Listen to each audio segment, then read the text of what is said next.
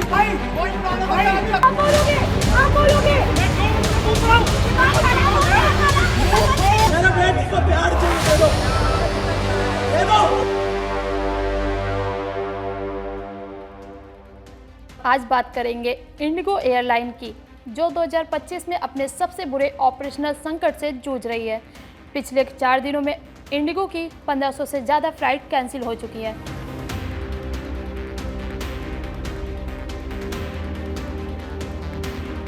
देश के प्रमुख एयरपोर्ट दिल्ली, मुंबई, बेंगलोर, हर जगह अफरा तफरी का माहौल है।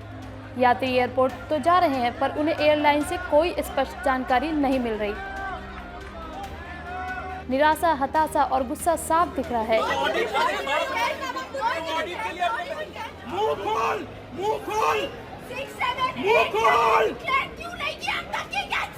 मुंह खोल। इंडिगो ने माफी तो मांगी, लेकिन इस क्राइसिस की वजह सिर्फ एक नहीं बल्कि कई मुश्किलों का खतरनाक कॉम्बिनेशन है। एयरलाइन के मुताबिक मामूली टेक्निकल ग्लिच, खराब मौसम और एयरपोर्ट कंजेक्शन, इन तीनों ने मिलकर हालात को काबू से बाहर कर दिया।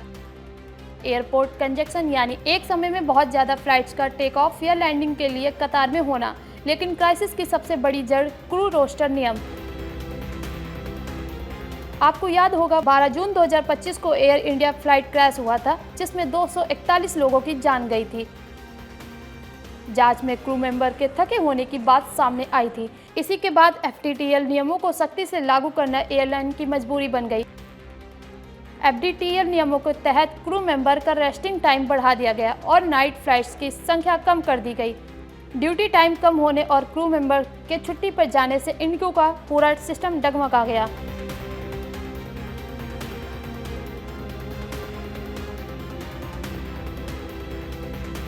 लेकिन पायलट एसोसिएशन ने एक और बड़ी समस्या को उजागर किया।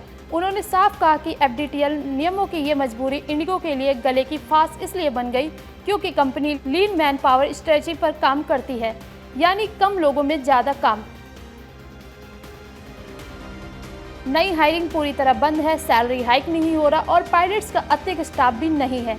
कम मैन पावर के चलते नियमों को पूरा करने के लिए स्टाफ नहीं है और इसलिए फ्लाइट्स कैंसिल करनी पड़ रही है।